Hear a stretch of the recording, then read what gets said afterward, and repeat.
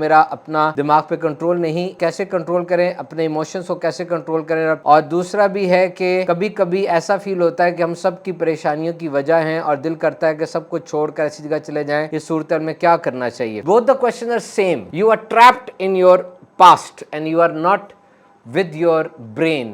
Your brain is constantly haunting you.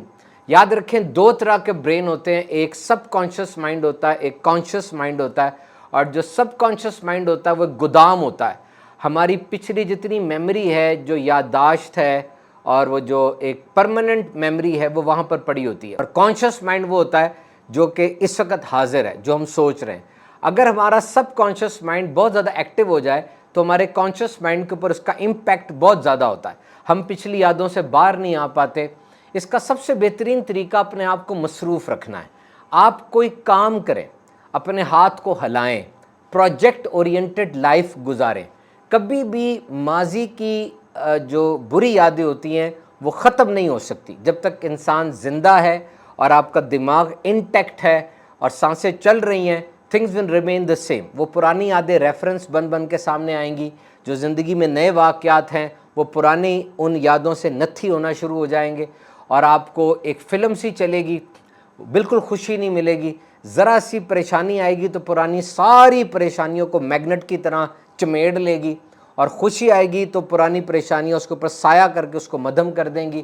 تو یہ ایک انتہائی اذیت ناک زندگی ہے، اور میں تو کہوں گا کہ this life is one of the worst living experience that a person is not enjoying the present, he or she is trapped in the past, or he or she is afraid of the future. This is not good. اس کو بالکل ignore کر دیں اور ایک نئی زندگی لے کر کھڑے ہوں۔ اللہ کی عبادت بڑھا دیں، سجدے طویل کریں، کوئی ذکر لیں، کوئی نیا دوست بنائیں، اور کچھ نئی یادیں اپنانے کی کوشش کریں۔ گھر میں پینٹ ہوا ہوتا ہے، وہ خراب ہو جاتا ہے تو نیا پینٹ اس کے اوپر کیا جاتا ہے۔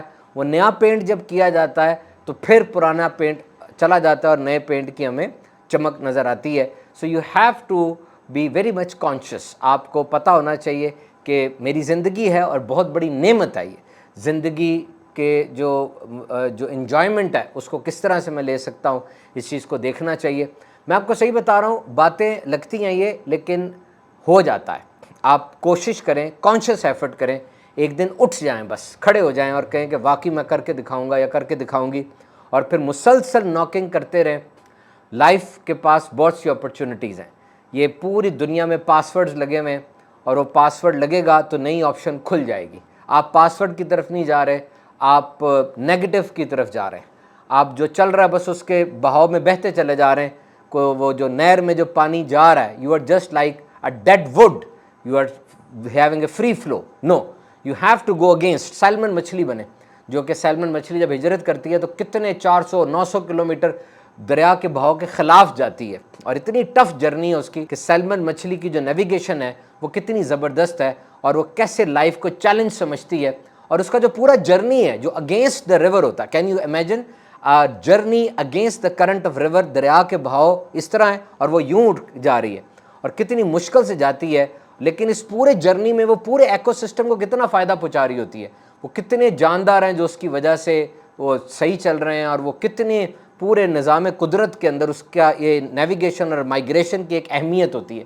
So you just need to consider your own self کہ میں کتنی زیادہ امپورٹنٹ ہوں، میں کتنا زیادہ امپورٹنٹ ہوں۔ You are a part of this whole picture, you are part of this whole nature. آپ اس پوری اسکیم کا ایک بہت اہم ترین پارٹ ہے۔ اپنے آپ کو نیگلیجبل نہ سمجھیں، اور آپ پازیٹیو جو ہے وہ دے رہی ہیں اس پوری دنیا کو، اس پورے سسٹم کو پازیٹیو آپ دے رہی ہیں۔ وہ لوگ جو آپ کو آ کے بتا رہے ہیں کہ آپ نیگیٹو ہیں، وہ لوگ نیگیٹو ہیں، آپ کا اپنا وجود پازیٹیو ہے۔ You have to understand this again and again.